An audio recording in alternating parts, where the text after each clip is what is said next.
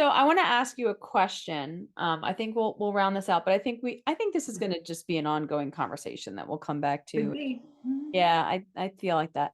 This is a really just open-ended question. Why do you love gymnastics? I don't know. I walked into a gym. My parents took me into a gym when I was 7 years old. We were in Tallahassee, Florida. They had a program that was really, really cheap, which is not gymnastics today. It was really cheap. I looked at the gym. They said, "Do you want to do this?" And my eyes were like big, like, "Oh, yeah."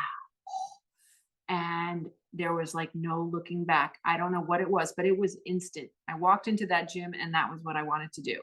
Mm. And I mean, it's a combination of things. I love the feeling of flying when you're tumbling. I love feeling that power when you're in the air and like you got there yourself. But even beam was a favorite event of mine, and there's no real flying on beam.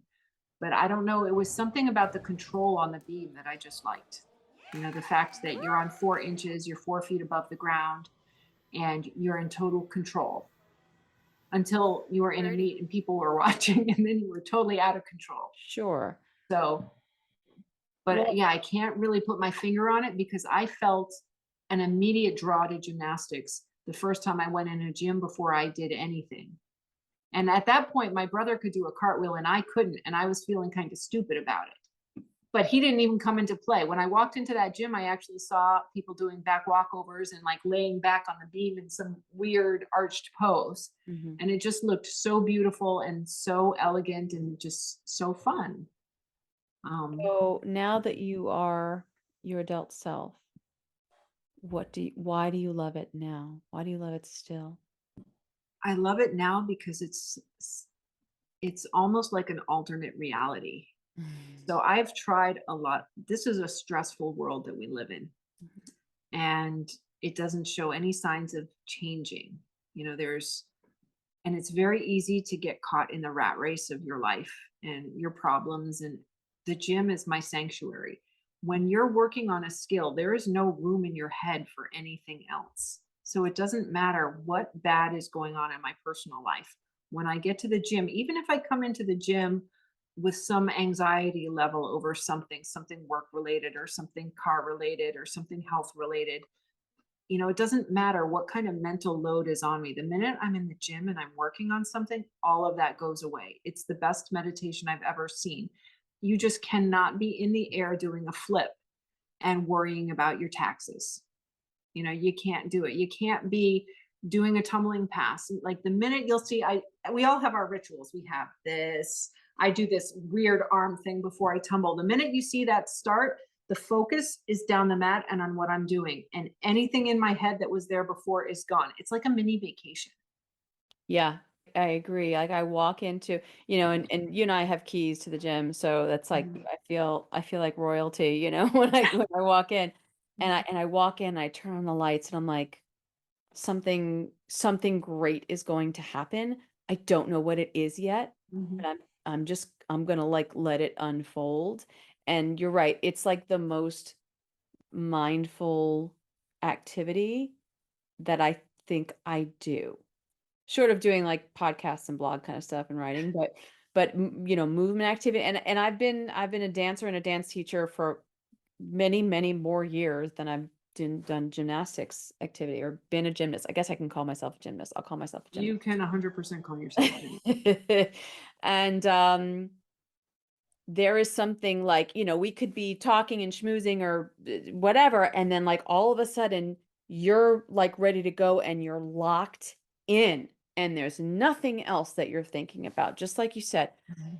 And then you finish the thing and then you can schmooze again and like, walk Mhm. away, or you can go back and go, right, here we go. This is how I'm going to do things. This is how I'm going to change things. Set, go. It's very empowering. Yeah. And it's there's also that accomplishment of making your body do something. So when you say, "Oh, I'm going to do this layout half and I'm going to twist late, I'm going to seat a tramp," and then you actually do it, that's just, I mean, there's nothing like it. No. And I like, you practice for a long time, so you should not be surprised when you do it right. but And yet there's something that weird about our brains that just sometimes yeah, doesn't hold on to the stuff that we know what we need to right. do, and yet sometimes the connection just is not happening when you're like doing weird Now, stuff. I know other people get it from other things. Like I've heard this myth of a runner's high. I don't think it's a real thing, but my husband insists. He would go running and he could lose the world in running. But when I go out and I run, all I wonder is when can I stop? And it doesn't matter if I'm 1 mile into a run or 5 miles into a run. If I've trained up to the point where I can do 5 miles, I still want to stop. Yeah. But that's not gymnastics is very different. Gymnastics really does empty my head of all the worry and stress in the world. Well, also, running, there's really not a break. It's just this Mhm, kind of mhm. keep it going activity. Gymnastics it happens in bursts, right? Right. Like Yeah. you do this thing and then you recover from it. And you do this thing and you recover, and then you change into a different thing. So you change your mindset to a different Mhm, apparatus or the floor or whatever. And it just it gives you like these sort of reinforced movement experiences that you can then come back and reflect on or have on your phone because you've videoed, all of your mhm. crazy stuff to put onto the Instagram or social media, whatever we do. Right. Yeah. We're pretty cool. You are cool. Even if my kids don't think I'm cool. They will never admit it. But I feel very, very empowered is the only word, but like, Yeah. Well, I was going to ask you, mm, how do you feel gymnastics compares to dance? Because you've been a dancer your whole life. And there's yeah, certain things like dance does flexibility, it works multiple joints multiple ways. You're does. not upside down as much. But Right. how would you say gymnastics compares to dance? And you have chosen, I know you dance all day at school as teacher, but Mhm. you've chosen in your free time to do gymnastics. You could have chosen to go to an adult dance class. I think there's a lot more adult dance classes than there are gymnastics classes. Well, there's probably more than one answer. So with dance, there is there it's not just a creativity, but like there's this length of time through line, kind of like running, except Mhm. there's more variation within the movement and there's more, emotional connection to it and expressiveness. With gymnastics, it's more about here's my plan and I'm going to work to execute this plan. And if it didn't work, and it really plays more into my problem solving skills, which I kind of like. I like figuring out what's going wrong and how to fix it. So in that respect, it doesn't have the creative piece. But honestly, with me, I do so many creative things all day that actually sometimes adds a little bit of stress because I'm like, oh my God, I have to think of this. Oh my God, I have to make this happen. How am I going to make this happen? Whereas with the gymnastics, it's like I'm using my body and I'm using my brain and I'm making this thing happen and I know how to do it. Now I'm going to make this thing happen and I know how to do it. And I don't really know how to do this thing yet, but I'm going to figure it out. But it's Mhm. like short bursts of stuff rather than I have, and this is maybe a little bit more like the memory problem. Like I make choreography and then I can't remember my own choreography and I rely on my kids to to remember it. And they're good at that. Sometimes. I mean, some are and some are not. So I like to be able to rely on them, but I can't always. And so the choreography and the dance sometimes gets a little frustrating for me because I either am doing the sort of more basic stuff, or if I'm trying to do more complicated stuff, I better have kids who are actually good at remembering that stuff. I've always loved choreography and being creative like that and just Mhm. kind of making something out of nothing. And I do that. I still do that. I don't know. I think that with gymnastics, it's less pressure for me to have to make something. I can be coached. I can have somebody tell me what to do, and I don't have to remember long chains of And movement. despite that, you still are the combo queen of how many skills can I put together in a row.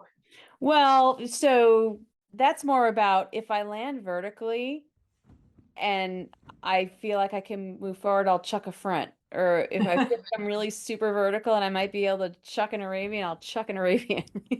Think we should keep that as our geriatric gymnastics motto. If you land straight, do another skill. Chuck it.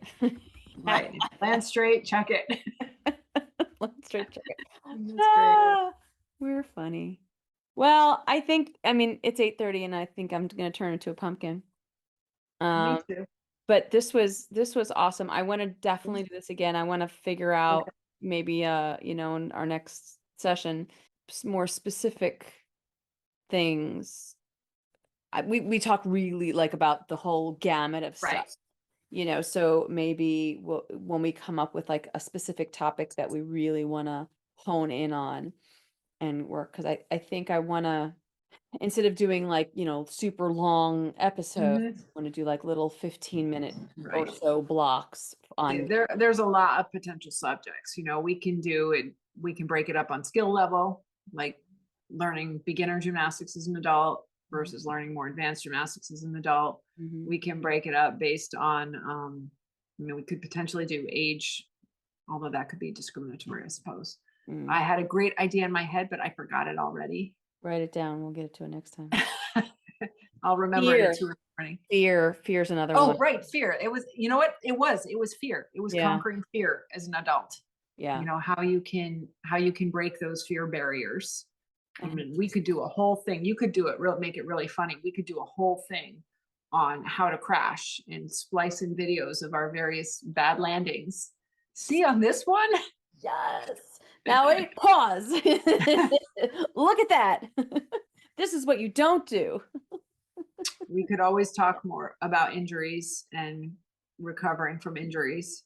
Yeah. Although I'm afraid that might turn people off. They might think that they're just going to get injured if they come into gymnastics. Well, but how do you work through the recovery process?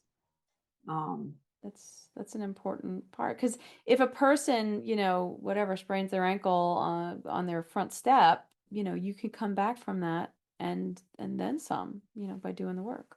That's okay. I think we can talk about injuries, and I think it'll be funny. Talk about my front Gymnastics step. injuries or other injuries?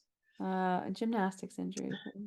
I still wish, not that I'd ever want to see it again, but I almost wish I had my broken foot on video because that had to be a pretty spectacular Are crash. you talking about the one at the vault? Yeah. Yeah, that was not a fun thing to watch. I imagine it wasn't a fun thing to watch, No, no, that wasn't good and fun. but it was a good example of how you should listen to your body, but just not that way. Yeah. Because I knew I was having a rough day. I think that's an important topic, Mhm. is the listening to your body, don't be stupid. Right.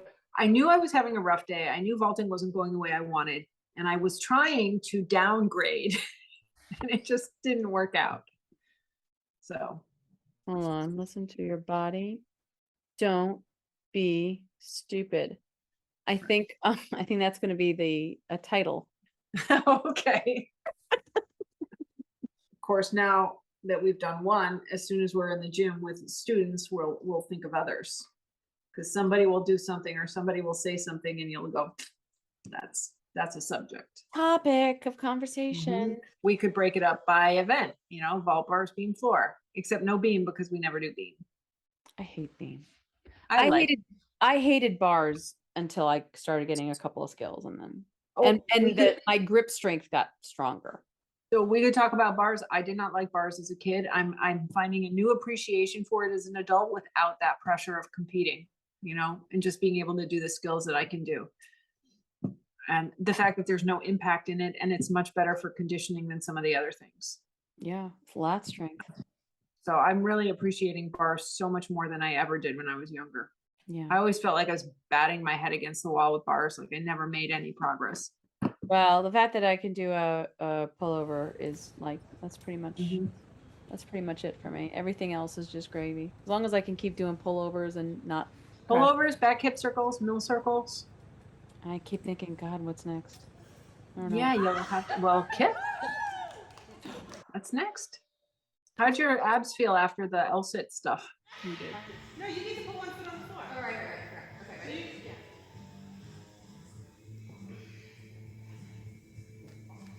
Now I don't have the strength for that. So, okay. So you'll just do this. And you're going in between. And I'm going in between. Okay, ready? Switch.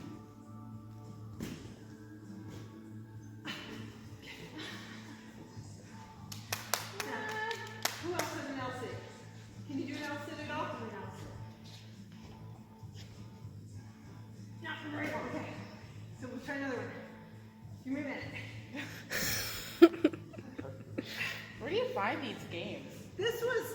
T Fitness. I'll show you. Oh. Yeah. So now what we're gonna do is you tuck and I L sit, and then you push out to an L sit and I pull it back to a tuck. Okay. That's the joy. So you start tucked. Okay, switch.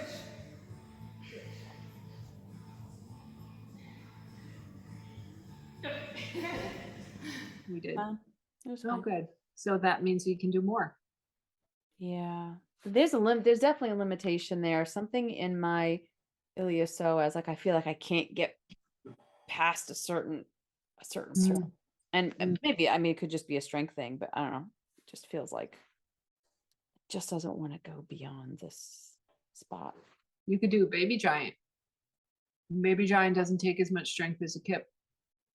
Oh, you're talking about being standing on the lower bar, hanging onto jumping onto the higher bar. Jump to the high bar, and swing lower. around, and it ends like a back hip circle a little bit. Or a pullover.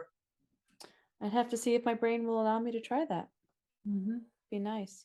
I would love to have that thing with the grip that like locks your hands onto the bar. Oh, a strap bar. Strap bar. I would love to try one of those. I think if I know that I'm not going to peel off of it, I would definitely try that if I had the stability. Well, thanks, Tam. We're going to have lots of conversations. I think this is going to be the podcast. I think this is where we're going with this podcast, where we sit and we talk, and maybe we'll bring somebody else in once in a while and talk about their experiences and find new people to add to the community, because I think it's really important to let adults know that it's not just for kids. Gymnastics is not just for kids. It's for everybody. And if you're smart about it, you can enjoy it. Yeah, no, thanks for having me. I think it's really important what you're doing and breaking down these barriers and changing the mindset that gymnastics is for kids. Because you and I know it is definitely not. All right, Tam. All right. Thank you. Mwah, mwah, mwah, mwah. All right. Bye.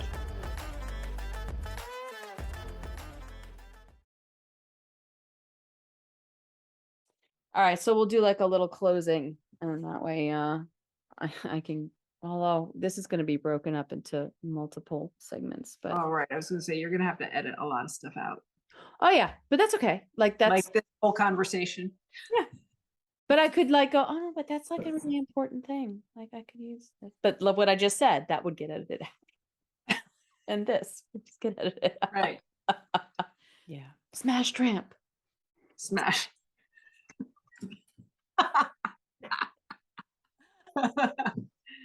don't think I laughed so hard. And You're welcome. Thanks for having me on this thing. Yeah. See if we get her on. I'm sure she would come. Yeah. Well, we'll show her I don't know when this is I don't know what's gonna happen with this, but whenever I air this, then I'll send that off to her and be like, you need to do this with us. She does. All right, so I have my new podcast partner. Yay! All right. See you Sunday. Yes, ma'am. No, it's just you, because I'm bringing Julia back to school. Oh, that means I won't see you until October 30th, probably, because you're out for the next 2 Tuesdays. Yeah. I'm sorry. I have to find a way to flip. Start like You have a key. You can go in at night all by yourself. I'm not. So Gonna, that's, you know what? It's freaky being there by yourself. I don't like doing Yeah. that. I don't want to get hurt. Right. Nobody to call 911. If I crack my head open, Debbie will find me the next day, and I just can't do that. Yeah. I can't do that to her. I understand. Yeah. I couldn't do that to her either. Yeah.